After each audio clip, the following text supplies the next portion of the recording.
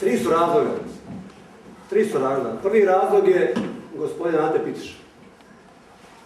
To je bio prvi razlog zašto ja došao na ovu listu ovdje sa Ante Pitiša.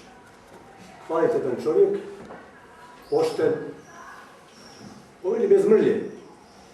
Ja sam ga upoznao i prije, znao sam kakav je i u međuvremenu, dok još nije se znala, iako sam ja to znao prije 2-3 mjeseca da ću ovo napraviti, ljudi sam pričao, kontaktira, razgovara.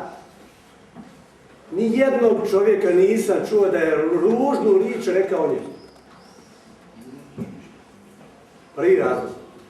Drugi razlog, ta ista stranka koju sam bio, ima svojih problema, bila je na vlasti, mandatu. Mandat je bio takav kakav je bio, sa velikim dubiozama. Dogodilo se to što se dogodilo u stranci, previranje, nametanje povjerenstva. I kad meni neko nametne, ja ne volim da mi neko ništa nametne, ja volim da narod izabere, a tamo on bio najgori na svijetu. A da su ga ljudi, članovi te stranke izabrali. Ja bi se s njim složio. I da ga ne volim, ja ću ga podržati. Ali ako nešto nametnete, teško je to braniti. Jer onda se zatvori sve u 2-3 prijatelja, 2-3 kuma i oni rade, misle najbolju stvar na ovom svijetu. To nije dobro. I tako ne može dalje. Ja nisam čovjek iz sporta, sam cijeli život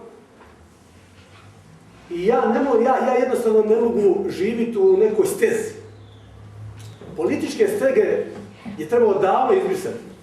Posebno u malim gradovima, ovdje u općinama, gdje svi svakoga znaju. Gdje ide u dućan, gdje radi, komu je oženio sestru, ko je sve se sve znaje, tako da se sve zna. I sad mi idemo, unutar stranka, organizirali smo stege. Ne smiješ reći ništa unutar svoje stranke ako je taj čovjek nešto ukrao. Ako je taj čovjek nešto krivo napravi. Ako je taj čovjek, zna se da se za njega za 2-3 mjeseca dižu krivične prijave. Ne smiješ ništa reći. Jer onda ispadaš da si ti buntovnik, da nisi pripadnik toga jata.